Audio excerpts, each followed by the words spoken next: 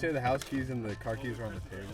Oh, I did not. So we are going to be breaking into this house right now. 1 hour later. Neighbor saved us. I hope she saved us. What a win. Nice. Thank you so much. Proclamation. Yeah. We did it. It smells like ass in this car. It is unpleasant. It is not good. All right, hey everybody, welcome back to Chicago. This is the second day of the Intelligentsia Cup for me. Low-key loved this course, actually. We're going to talk more about that in just a second. Let me just do a quick recap of day one in case you missed it. Really did not like that course. Four-corner crit. It was terrifying. It was dangerous. There was tons of crashes. I bowed out with one lap to go because I was not in position. I was not having a good day. So on to some better racing, day two. Now, although this is my third time doing the Intelligentsia Cup, this is my first time racing at Mundelein. And I was pleasantly surprised. It was just technical enough to reward those folks who are much better at racing their bikes on a technical crit. Unlike the day before, here, if you take good corners, if you found good lines, you were able to hold much better position without having to, just fight with elbows and shoulders with the riders around you.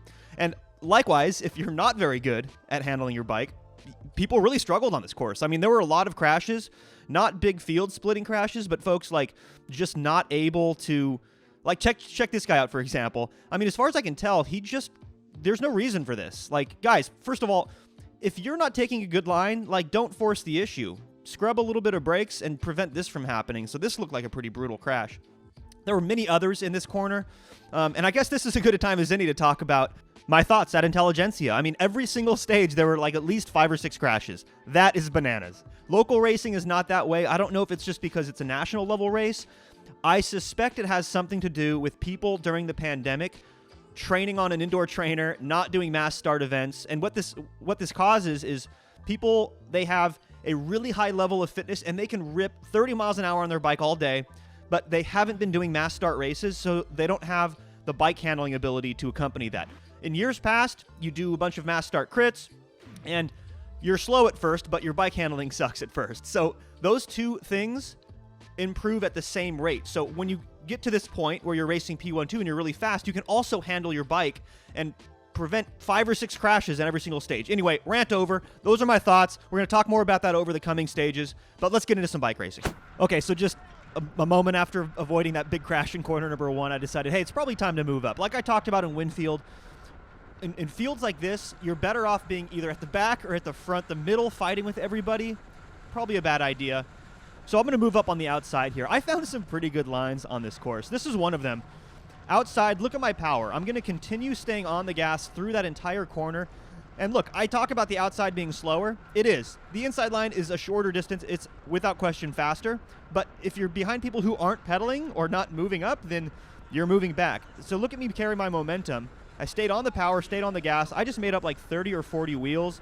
Great opportunity here to make up a lot of ground.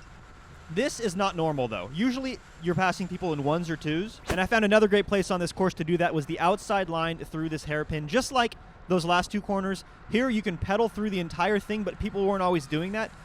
Maybe this is because I'm running the 170 cranks this year, a little bit shorter cranks.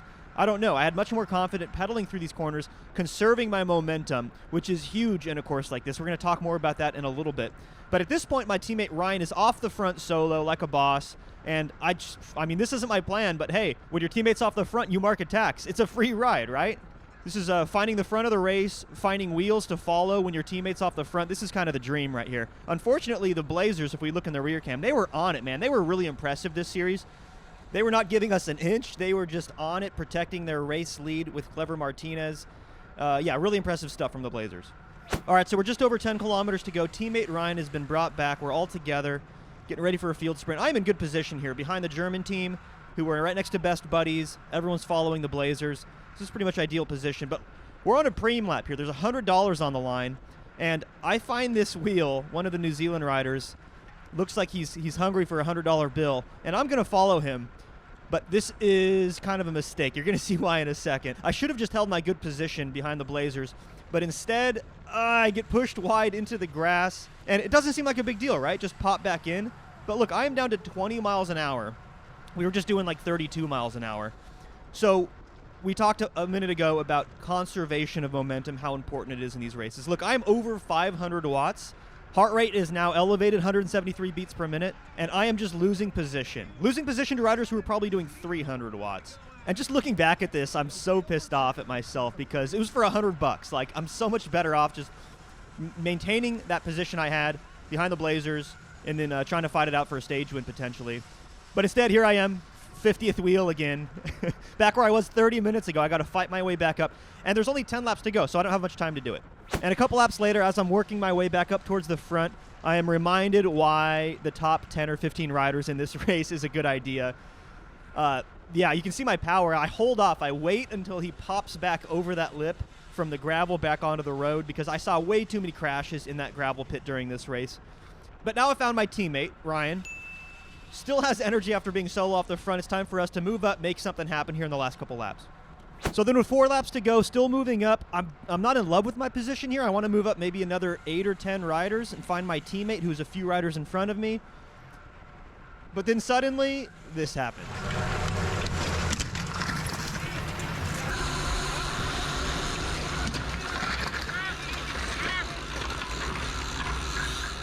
And actually, if you zoom in, you can see rider number 3 on Project Echelon barely made the cut in front of this crash, and that is Ethan Crane, who's a big hitter in this race. He's going to be very consequential. We're going to talk more about him later, and actually, I have him on the episode right now. Welcome to the channel, Ethan. Hey guys, how's it going? Glad to be here. Been a long-time viewer of the channel, so it's cool to finally be invited on. Yeah, man. Did you feel somebody run into the back of you? Because it looks like you just overlapped with your back wheel.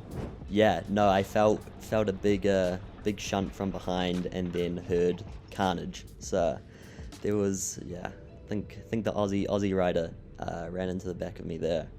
Always blame it on the Aussies as a New Zealander, right? Yep, classic. So let's actually cut over to my teammate's footage now, who also barely made it. You can see him right here. He barely made it in front of the crash as well. He was pretty much right next to you when it happened. That's it for me. No more free laps. We're cutting over to Ryan's perspective, and I want to take us through the final few laps of this race and get your perspective, Ethan, because you're going to be a major player in the last couple of laps. Can we do that? Yeah, hell yeah. Okay, so like I said, now we're on Ryan's footage, and this is moments before the crash, but look at how Ryan takes, first cutting this corner through the grass, no big deal. He's a mountain biker after all. But also, I want you guys to appreciate the level of control. I don't know. Ethan, is that crazy to you, or is it just me? Like, that is like 1 millimeter. That is one of those things where you just pray that you make it around without touching wheels. Yeah, Ryan is a beast. He has this crazy ability to control himself and his equipment. So anyway, from here, the crash happens, and you can see why. The Germans kind of stack it up into that corner. I think he hits that lip, has to fully unclip, and Ethan, we can see you right here, rider number 3. You have to squeeze brakes inside of 4 kilometers to go. Never a good sign. Nope. I actually think the Germans kind of pinched themselves together. There was 3 of them right next to each other, and they all kind of disband. So yeah, but that was not fun. I got shuffled back pretty far after that, actually. Yeah, because we don't see you actually for a while longer, even though we're going to continue on with Ryan's footage here. You're going to make another appearance pretty soon. But until then, I want you to walk us through, like what are your tips moving through the very front of a national level P12 crit like this when it's going this fast? I mean, we average something like 30 miles an hour on this course. Yep. And we're going to do that through the eyes of Ryan's footage, like I said. We're going to pick up action here with inside of 4 kilometers to go, like I said. And now, Ethan, you are probably a good 5 or 10 wheels behind Ryan right now, right? Yep. Yeah, I was way out of the picture at this point. I was starting to freak out a little bit, but I was having the same feelings, right, until like my race was over, because I was feeling like I was a little too far back too. But it's always a little bit deceiving, because if you think about who are the riders in front of you, right?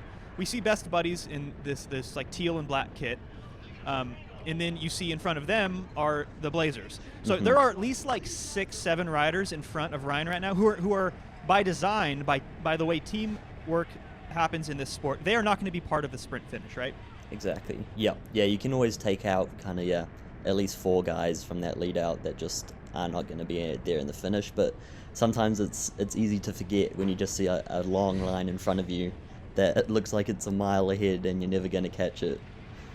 Yeah, so you're already starting to feel, and also on a technical course like this, it can be tricky to find those wheels to move up. Did you find, like, where were your lines through this big roundabout thing right here? I found, oh my God, by the way, Michael Hernandez almost crashing on that lip. Did you find a good line? I like the outside line on most of these corners. Did you? I was a big fan of the inside through the roundabout, mainly because you could actually take it pretty hot, and I felt you could actually pedal through there on the inside quite a lot. I didn't actually really try and take the outside a lot, but a lot of people were leaving a lot of space on the inside that you can kind of just stick your front wheel in and then slowly kind of wedge people out as you go around. So you could pick off a couple people from the inside if you really wanted to. And I think that's a good take from like a perspective of how do I move up in a field like this? It's like one or two riders at a time, right? You don't think about like I'm going to make up 20 spots in one corner like in some like, you know, less consequential local races. But right there was a pretty key moment. Yep. Ryan got pushed off the Best Buddies lead out by the German team on the right. So he lost a couple of wheels, just like we were talking about. It's so easy to lose wheels, it's so hard to get them back. Exactly, yeah. That's the hard part. All it takes is one little mistake from you or someone else, and you're shuffled back a lot. And by the way, you could pedal through this. Ryan was pedaling through this. You and Ryan are fantastic bike handlers. You totally could. A lot of people weren't able to, and they would find themselves on the inside not pedaling, which is, I think, the reason why I prefer the outside is because it was usually a clear lane where I could just continue pedaling through that whatever we're calling it. I guess it's like a roundabout, and I could maintain my speed, because that's like, I guess, another thing to talk about in terms of maintaining your position or moving up is a lot of it is like conservation of momentum. You want to preserve your speed. That's the reason why we talked about earlier in this race when I went into the grass. Yeah, it's not that big of a deal. I popped back in. I was still going, 25 miles an hour, but I lost that momentum. I lost like 30 wheels or whatever I said. So exactly. It's so important to maintain your momentum. And now we're coming into one lap to go. Ryan was complaining about his position, but to be honest, like, I still like this position. Still no sight of Ethan, by the way, who you must be scrambling at this point. Yep, I'm freaking out at this point. Alarm bells are going off. I'm just thinking, I'm never going to make it to the front now. What have I done? I need to move up as fast as I can. So and this is your teammate. You guys call him Monk, right? Monk, yeah. This is Brandon. He's Are you looking number for one. his wheel? Did you guys talk about that? I know he's the leader for the series, or am I mistaken? Yeah, no, he ended up beating me overall, but at the start he was kind of like, I want to help you do well, so I was trying to find his wheel as fast as I could. And you found it. There you are, number 3, and you're moving up, and you're kind of chipping away at it one rider at a time, like we talked about. Looking good in the final lap of this really hard-fought race. What's going on in your mind right now? Are you in the position you want to be in? I remember this back straight. There was a little clear space on the right-hand side in the gutter, and I just had to drill it. I remember looking down. It was like an 800-watt seated effort down this back straight, just trying to move up as fast as I could. And then I draw level with Monk around this last corner, and then it's just full gas. Time to go. There's no time to waste, right? Yep. And you stood up. Tell us the numbers. Yeah, it was peak at like 1350, and then it was, I can't remember the totals sprint length, but I averaged well over 1,000 watts for that. I think it was like it was a long sprint, over 250 meters, 200 meters. Dude, such a good win. Yeah. So stoked. I could tell you were stoked too. I was watching the finish, by the way, through this lens right here. Sick. Yeah, it was awesome to see, man. It was such a great sprint. But like, it wasn't just the moment of the sprint, right? I feel like in these races, like, don't get me wrong, high 1300s is a phenomenal sprint, especially for a guy. You're 20 years old and you weigh how much? 143. Oh, so those are big boy numbers. Don't get me wrong. But also, like, at the end of these races, tell me your thoughts on this. I feel like it's so much less about like who can make 1,800 watts. It's more just about like who can still do 1,300. Exactly. Right? Yep. It's who can. A lot of these times as well, especially if you're not right on the back of a train, it's who can kind of do those 700-800 watt efforts for a pretty long time before you even start sprinting. It's not like you're cruising in and it's just the one sprint you have to do. You're normally pretty pinned before you even get out of the saddle, so it's who can already be going really hard and then just step on it a little bit harder at the end. Well, today that was you, man. Congratulations. Yeah, thanks, man. It was more of a sigh of relief as I crossed the line, actually, I think, or shock. Yeah. Yeah, awesome. It was great having you on. Hey, maybe we'll slap a GoPro on your bike next time. Loved having you on. If you guys want to see more of Ethan, be sure to leave a comment down below. Yeah, thanks for having me on. Absolutely. I'll catch you guys in the next one.